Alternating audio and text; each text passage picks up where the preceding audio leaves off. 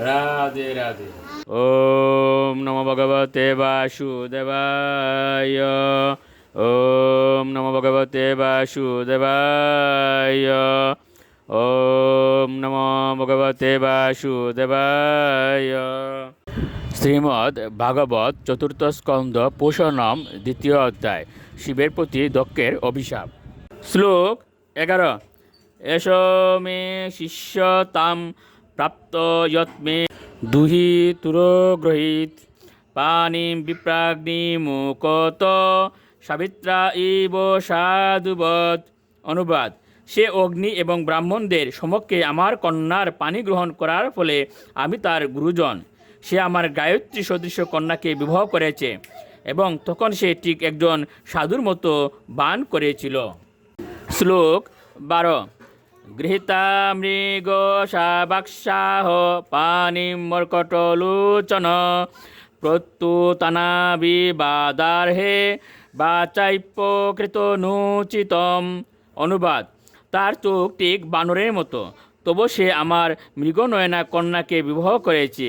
তা সত্ত্বেও সে উঠে দাঁড়িয়ে আমাকে অভিবাদন করেনি এবং মিষ্ট বাক্যের দ্বারা আমাকে স্বাগত জানানো উপযুক্ত বলেও মনে করেনি। শ্লোক 13।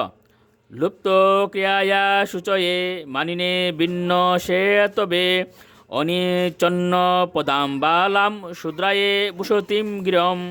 অনুবাদ: শিষ্টাচারের সমস্ত নিয়ম ভঙ্গকারী এই ব্যক্তিটিকে আমার কন্যা দান করার কোনো রকম ইচ্ছা ছিল না, কারণ বাঞ্ছিত বিধিনিষেধগুলি পালন না করার ফলে সে অপবিত্র। কিন্তু শূদ্রকে বেদ পাঠ করানোর মতো আমি আমার কন্যাকে তার হস্তে সম্প্রদান করেছি। শ্লোক 14 ও 15। প্রেতাবাসেষু গুরেষু প্রেতরিভূত গণৈর্বৃত অটতে উন্মত্ত বদনগ্ন ভুপ্ত কেশ অসনরুদন চিতাভস্ম কৃতস্নান প্রেতস্রগ্নি অস্থিভূষণ শিবাপদেষু এ শিব মত্ত মত্ত জনপ্রিয় পতীয় প্রমোতনাতানাম তম মাত্র আত্মক আত্মানাম। অনুবাদ: সে শ্মশানের মতো অপবিত্র স্থানে বাস করে এবং ভূত প্রেতেরা হচ্ছে তার সহচর। সারা শরীরে চিতাভস্ম মেখে উন্মাদের মতো নগ্ন হয়ে সে কখনো হাসে এবং কখনো কাঁদে।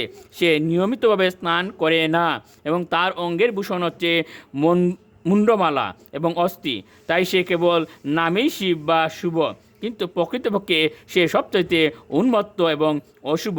তাই সে তমগুণাচ্ছন্ন উন্মাদ ব্যক্তিদের অত্যন্ত প্রিয় এবং তাদের অধিপতি। রাধে রাধে।